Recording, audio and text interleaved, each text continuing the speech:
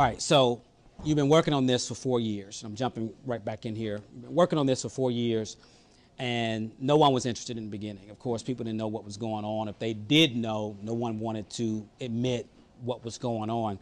So, how does innovation and technology help bring, or what do you develop or have developed that helps bring an answer, or part of the answer to this crisis?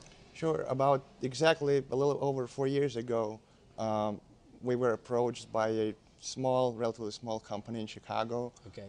Which said, we got these new type of transactions, the short sales. We're trying to do them now, and we are overwhelmed. Typical short sale package is runs from 70 to over 100 pages. Wow. One package. Trees.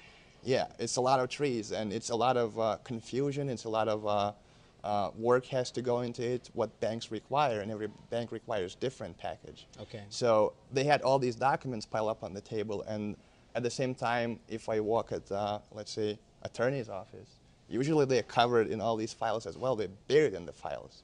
So we started developing a solution that, first of all, would take all these files and sort of digitalize them and make available for everybody for sharing, for signing, for reviewing, for sending to the bank, for packaging. So first of all, it was more of a technical solution to manage all these files. Okay. And then later on, it developed into more sophisticated solution, bringing all the parties together, doing some analysis, writing some reports, and so on.